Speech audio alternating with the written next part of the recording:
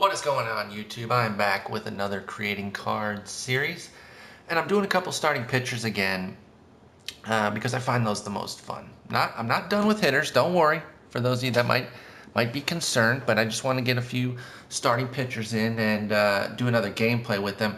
I am monitoring the time so I can see if I can fit it in here, but I'll probably make it a separate video. I think it just works as a separate video. Some people just want to see the cards, some people just want to see the gameplay. And if you want to see both, you can watch both videos. It's not that big of a deal. However, I'm not going to make the same mistake I made last video where I try to make y'all guess. Just in your head, I was just like, here, I'll give you a second to guess who I'm making. Even though it was in the title. So I'm a clown. But I'm not going to do that again. You know who we're getting today. We're getting two really interesting pitchers. The first one is an Oakland Athletic, and it is Barry Zito. BZeets is a monster. I always enjoyed watching Barry Zito pitch. You know, he had some pretty good seasons. I believe he won a Cy Young. He was, you know, probably not a superstar in terms of talent, but he was a good pitcher and had a nice long career, 15 years. You know, he got that big deal from the San Francisco Giants. It did not work out for the Giants. And, you know, he takes a lot of heat for that, which, I mean, I don't know. I'm always torn on things like that. Like, first off, what are we going to say? Have him not sign it? Because here's the thing. It was panned when it was signed. Like, what are the Giants doing? Like, he's not worth that much. You could this was just when advanced stats were really starting to get going. And it was kind of clear that, okay, this was a guy who was poised to be a back of the rotation sort of guy. And so you better be careful here. And instead, they went full bore with it, gave him the big deal, and he was never quite the same. Anyway, we're here to reminisce on the glory years, and that is his time with Oakland. So let's go ahead and get right into it. Those will be the years of 2000 through 2006. So let's just get started here. All right, first things first, on the stamina, we're going to give him an 84. And as always, I got some numbers for you. He averaged about 6 1/3 innings per start. The average in the league at that time was 5.8, so he was above average. He was 19th out of 57 when it comes to total innings for his era, and that was a minimum 1,000 innings. So using that threshold, you know, he was definitely in the top half and a little bit better than that. He could go deep into games. He was not an overpowering thrower. Sometimes his shorter outings were just because he wasn't performing well, as opposed to his ability to not get through innings. So he could eat up the innings. He had 99 starts of 7+ innings. That was the 18th most of his era. He had 200 innings or more from 2001 to 2006. So I kind of balanced it out. I gave him good stamina with balancing out the fact that he was only 19th in total innings in his era. So, you know, I think that's a pretty good number at 84. Let's move on. His hits per 9. This is, whoops, that's the clutch. His hits per 9 is really where he wins. This was not a guy who was going to get a ton of strikeouts. So I gave him a 90 hits 9. He had a 229 batting average, 8th best in his era, a minimum of 700 innings. The reason I lowered the threshold was to get a bigger sampling of pitchers, and that yielded 110 pitchers in that era. Again, 2000 to 2006. He had 7.7 hits per 9. That was the, and given that it was in the 9th most innings, I gave it a little bit more weight. 7.7 is not eye-popping. I think it was right around, it was top 10 as well, but it was not, you know, the very top, but it was very good. And then you factor in that he was putting up tons of innings and still maintaining that low rate. I think that equals up to at least a 90. Maybe could have gone a few ticks higher, but I tried to be conservative with it. Next up, strikeouts. And again, this was not his game. So he only gets a 64 here. He had an 18% strikeout rate. That was 37th out of the 110 pitchers with that minimum 700 innings. He had a 9% swinging strike rate. That was 48th. 6.9 K9. I give you the percentage and the K9. I feel like I've explained in previous videos why the two are different. K9, you know, if you're walking guys or if you're giving up hits, you can have a higher K9 because it just measures it against innings, whereas strikeout percentage measures it against batters faced. And so it takes into account efficiency. So he doesn't really change too much. 37th in percentage, 39th in K9. Some guys will change, and it can be upwards of like 10 to 12 ranks. No one's ever going to be 4th in strikeout percentage and 86th in strikeouts per 9. It's not that. It's a little bit more nuanced than that, but I still like to give both. I'm a big K percentage guy myself, but of course they go by K9, so I feel it would be wrong to not include that. That's the scale that a lot of y'all are used to as well. Next up is his BB9. This was a big problem for him, and it was that curveball, because when they were spitting on it, it was just ball after ball. And so he had a 9% walk rate and a 3.5 BB per 9. Both of those were 90th out of 110. So 44 might actually be overselling or underselling. He should probably be a little bit lower, maybe. But again, he lasted all those innings. He continued to have success. So I think you balance it out a little bit. If you give him like a 20 or something, and I'm not saying it should really be that low, but even if you give him like a 35, it could be a lot more difficult to use him, and then it wouldn't accurately represent how good he was in baseball. So I felt like 44 was a good in the middle there. His homer per 9 is 69, and as of yet, it doesn't matter. But we're hopeful that they will factor it in to the MLB 17 game and make this matter in gameplay. He had 0.9 homers per 9. That was 27th. Homers are hard to get a read on, and so I don't put a lot of time into this rating, especially because it doesn't mean anything in gameplay. If they change it and they say, hey, it matters, then I will go the extra step to make sure that I'm giving accurate homer per 9 ratings. But right now, it just doesn't. I just don't spend that much time. I look at their homer 9, I try to compare it to the league, and I go from there. Clutch, I gave him a 58. And again, this is not a game-changing factor. So the bulk of my time is spent on the stamina, hits 9, K9, BB9, and then, of course, the pitches. The clutch and the homer per 9, they get a little bit of short shrift. I'll be 100% honest. I kind of eyeballed this one. I looked at his OPS with runners in scoring position for 2000 through 2006, and then I compared it against his regular OPS, and then I just kind of gave it a number, and it wasn't too dissimilar. And so his clutch, he didn't get necessarily better when runners were in scoring position, so he gets a little bit above average. Nothing to write home about. Now, one thing that could happen with Zito is his top pitch could end up being the curveball, his X pitch. You don't see that for a lot of guys. Most guys have an X pitch of some sort of fastball, whether it's 4-seam, 2-seam, or sinker. I still stuck with the 4-seam because of the usage of his pitches, but because his curveball was so much better than his fastball, and it really was kind of his most important pitch, I went ahead, I could see them, I should say, I could see them going the other route. But looking at it right now, he still only used it like 25, 26% of the time. And then when he was with the Giants, it was under 20%. So it's not quite Rich Hill style, who off the top of my head, I think is the only guy who has a first pitch curveball among starters. So let's focus on fastball here. Use that term a little bit loosely because he did not throw very hard. It was about an 87 on average. Break, we're going to give it a 48. And control about a 60. Here's the money pitch, the curveball.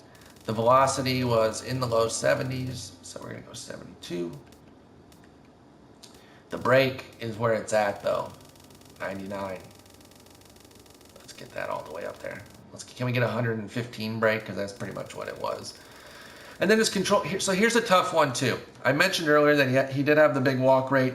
And certainly was due in part to the fact that maintaining control of that curveball or putting it in the zone regularly was difficult. And so, you know, I want to balance it. Honestly, his fastball, I'm looking at the data right now.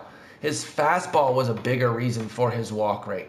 If you look at that, if you look at walk rates on the curveball, they were not that bad. So I think I misspoke there a little bit earlier in terms of suggesting that his poor walk rate was because he was just burying curveballs.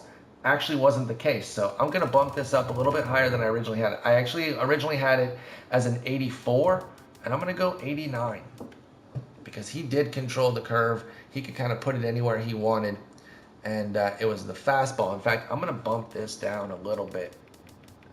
The fastball was his issue, and the curveball was was the ticket. In fact, I'm bumping in a little bit higher, y'all. I'm going 92 to counterbalance the fact that I crushed that control on the fastball. Changeup, his velocity was 74, so I'm leaving it down there. The control, 68. And the break, 65. He had a decent changeup. And here's the beauty, is that it is, 87 to 74. That's a great velocity difference. It's 13 miles per hour. So you might be able to actually work with that, even though he doesn't throw very fast. Now, there is some speculation based on what we saw in the most recent, the first stream of the year for the developers of MLB 17. This new ball physics stuff and the way the bat comes off the ball based on height, pitch type, height of the pitcher, height of the batter, all that sort of stuff, the fact that they rounded the bat more, that could change the scope of how these softer tossers actually work. And it could actually make them a little bit more useful in the higher levels if they can actually induce the weak, poor contact that they were able to induce while they were pitching in the majors. That currently isn't emulated very well in the game. Take somebody like a Chris Medlin who, I know some of you have success with him, but by and large, most people do not. You guys are actually the outliers. So good on y'all for being able to do that, but that is not the norm. A lot of people struggle to have any success with him. And it's not just Medlin, it's guys who throw, basically 90 and below with their fastball. It's hard to have consistent success in the upper CS range and then, of course, in World Series as well. Anyway, the slider has a 58 break. And a 55, wait, that was 58 control, 55 break. It's an all right slider. I mean, it's his fourth pitch. Nothing to go crazy about there. It's really about the split differential in velocity between the four seam and the changeup, as well as the devastating curveball. That's what you're getting with Barry Zito here, and of course the big hits 9. This could just end up being more of a novelty card, just to kind of see how it is with that curveball. I always liked Barry Zito, and that's why I wanted to create him. Let's see what we end up with. We get, where are you? We get a 79. That's pretty interesting, and I'm fine with it. Like that's what it comes out to, and I think that that's fair. This was a guy who, when you look at his success with the with the A's, he had like 3 really good years.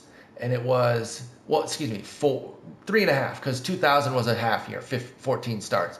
But then 2001, 2002, when he won the Cy Young, and then 2003. Those were the gem years, those 3. And even in 2003, when he had a 3.30 ERA and a 1.18 whip, he had a 1.7 strikeout to walk ratio, which is actually really, really bad. So he succeeded on inducing weak contact and keeping the ball in the park. He doesn't have eye-popping metrics, which means that, you're going to have to see if he can play better than his actual numbers. I'm not too surprised that he ended up as a silver, and I'm actually okay with it. So we're sticking with it. We're not going to change it just because the overall might be a little bit lower than we would have suspected. So that's our first guy, Barry Zito, Oakland A's. Hope you like it. Let's move on. Next up, as you very well know, is this beast, Brandon MF and Webb. Love Brandon Webb. This guy, man, you talk about somebody who got ravaged by injuries. His career was done in a flash. There was no soft decline. There was no aging into your 30s.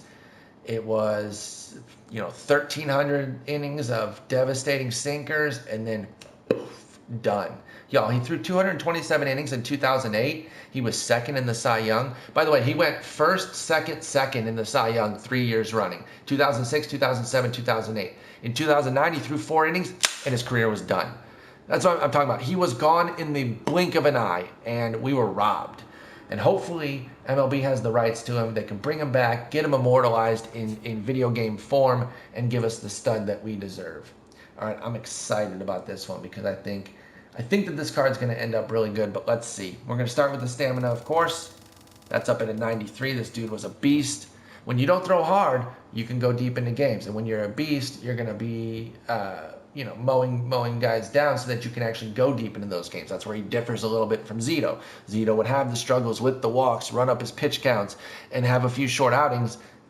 Webb Webb had a little bit of a walk issue for the guy that he was, for being such a stud, but not to the level where he had to be pulled out of games. He could just keep plowing through and beast out.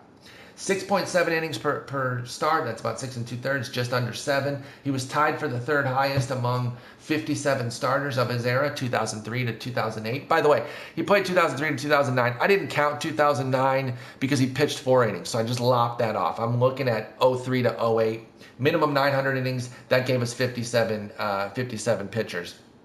He had the third most innings, 15 complete games. That was tied for 5th most. Hits 9, 87. Dude just kept inducing weak contact. And actually, I'm looking at it now. He was 5th in hits per 9 with a 8.2, and he had a 238 average against, which was 6th best. I feel like 87 might be a little low.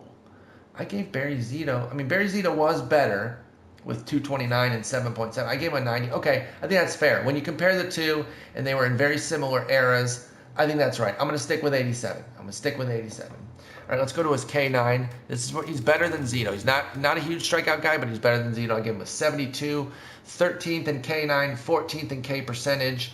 He had a 19% strikeout rate, and the league average was 17%.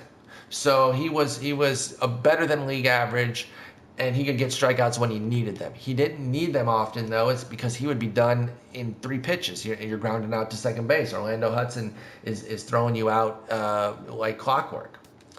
Walks 9 is a 52. Again, he struggled a little bit with it. He was 39th in BB9. He had the 14th highest walk percentage at 8%. 8 point something or whatever, but it rounded to 8%. The league average was 9%. So he was still better than league average. That's what I mean. He wasn't, they were a struggle for an ace, like compared to the other aces. He had a little bit of a high walk rate, but it wasn't a problem. In fact, sometimes it was calculated. You get a tough batter, you get behind 2-0, he would just walk that guy to get to the next guy who he knew he could ground into a double play anyway. And some of that is anecdotal, but I remember watching him, and it was a calculated plan. This guy just was not afraid to put somebody on because he knew he could get them out. So even the walk 9 is a little bit misleading, but we're going to go by the numbers. We're going to stick with a 52. His homer 9, he was a homer stud. Heaviest ball in the game. It was a 99. Doesn't really matter. It's going to shoot up the overall, but of course it doesn't matter to us. He was first in his era. He never had higher than a .8 homer per 9. His clutch, what did I give him? I gave him an 85. His OPS was like 15 points better than with runners in scoring position than it was with in all situations. So I don't know. I don't have a great scale for the clutch. Again, this is more anecdotal. I just know when this guy had trouble, he was getting the double play that he needed or the ground ball out that he needed. And he was so good. It sucks that he got taken away from us so quickly with injuries. Now let's get into the pitches, because this is where the sexiness starts. Doesn't throw hard. So again, this is another test case for, are they going to have it to where velocity isn't the most important thing? Because I'm giving him an 80, it's 89. I'm not giving it to him. That's what it is. But the break is going to be 99. And the control is going to be 93. Because that sinker, first off, he didn't need many pitches. He would just ride. There were outings where he would just ride that sinker into the ground and he barely threw anything else. In fact, that's why his second pitch is a running fastball. I was going to give him a 2-seamer, but this roster I used had already given him a running fastball. So I said, that's fine. Either way, it's like a second fastball just to give him a 4th pitch. He could do different things with his fastball. So I do think he should have 2 fastballs, whatever it is. If they want to go 4-seam running fastball or 2-seam, either way, they should give him a second fastball. And he could run this one up a little bit faster.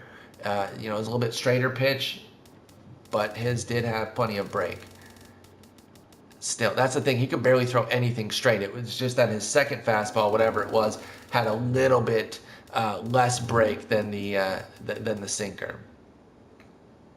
Gosh, he was a stud. Curveball, that's a freaking hammer. 75 on the velocity.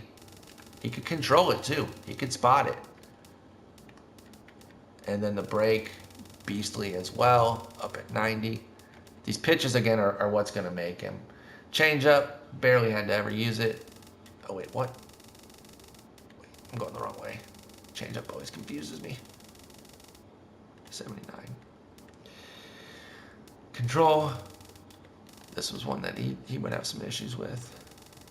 Break, 80.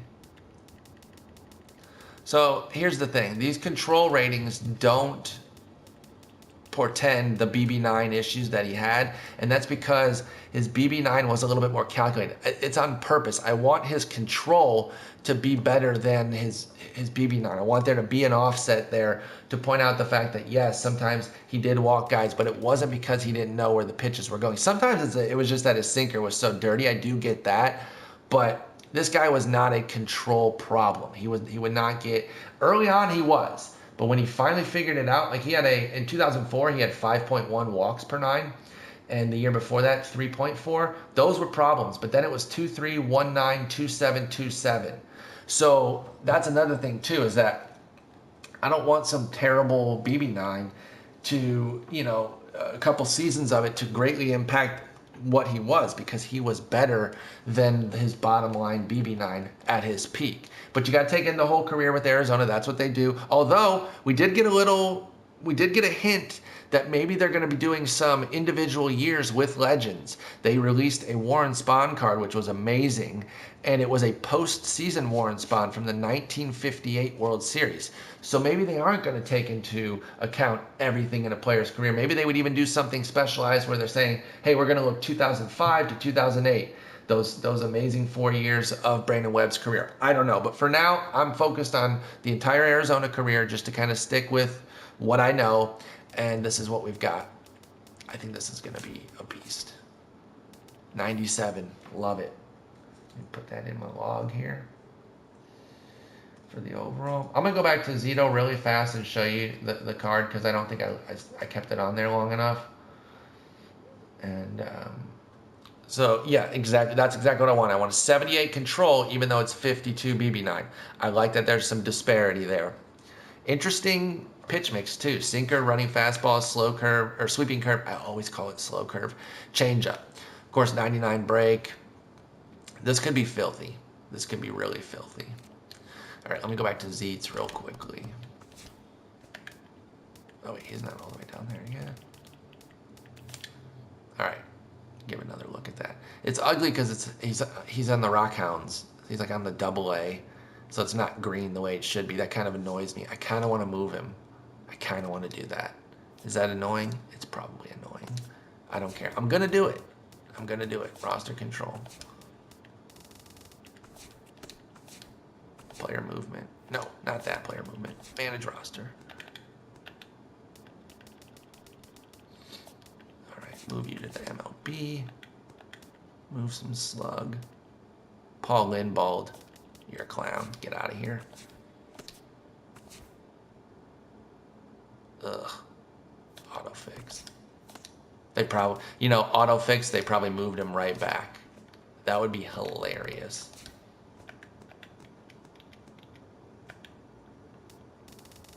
That would be pretty funny if they did that. They did not, though. Okay, there we go. Just so I can have the green one, okay? In the A's hat. There's Baron Von Zito. And one more time, Brandon Webb. Beast Monster 5000. Oh, wow, that was smooth ball. Filthy. All right, so looking at this, I'm at about 24 minutes. I don't remember how long the gameplay video was when I did Kerry Wood and Roy Halladay, though. Because I don't want it to cut off. That would be sloppy. I'm already making these from my PlayStation 4. They're already a little bit sloppy. I get it. So I want to minimize slop. It was 16 minutes when I did the gameplay. I'm going to do a separate video. I just think it's smoother that way. You guys let me know what you think. Should the gameplay be included in the video with the cards, or do you want separate videos? Let me know. Go ahead. As always, in the comments, you can put cards that you're interested in seeing. You can also vote in the Legends vote that we've been doing in my stream. I'll put the link in there. And if you watch this video before I put the link in, sometimes I forget to do it right away. Just go look at any of the other creating cards. The link is in there. You can go through the Google Sheet, look at the votes, and do the votes for all the players. Anyway, thanks for watching. Peace.